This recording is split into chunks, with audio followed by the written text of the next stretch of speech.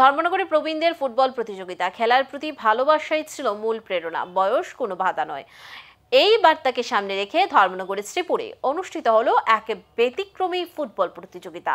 40 ঊর্ধ্ব ফুটবল প্রেমীদের নিয়ে জমজমাট ম্যাচে মুখোমুখি হয় ধর্মনগর মর্নিং ক্লাব ও গোকুলনগর মর্নিং ক্লাব। শ্রীপুর গ্রাম পঞ্চায়েতের অন্তর্গত শ্রীপুর স্কুল মাঠে আয়োজিত এই প্রতিযোগিতা প্রবীণ খেলোয়াড়দের মনোবল, আত্মবিশ্বাস, ফিটনেস তুলে ধরার এক চমৎকার উদাহরণ।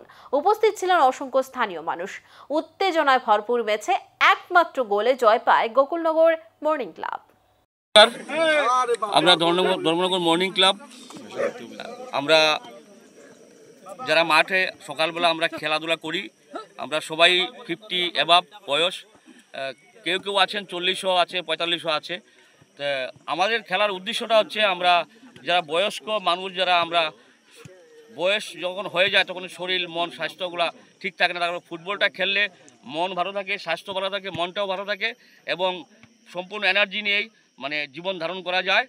এবং আরেকটা বিষয় হচ্ছে এখন এই ফুটবলটা হারিয়ে গেছে, আস্তে আস্তে হারিয়ে যাচ্ছে নিউ প্রজন্মের কাছে, নতুন প্রজন্ম যারা তাদের কাছে। তো আমাদের এই ফুটবলটা খেলার উদ্দেশ্য হচ্ছে যে বয়স্করা যাতে মাঠমুখী হন এবং আগামী দিনে যে বাচ্চা যারা আগামী প্রজন্ম তারাও যাতে মাঠমুখী হন, সেই উদ্দেশ্যকে সামনে রেখে এবং ত্রিপুরাকে প্লাস্টিক মুক্ত করার জন্য আমাদের এই উদ্যোগ, এই বার্তা।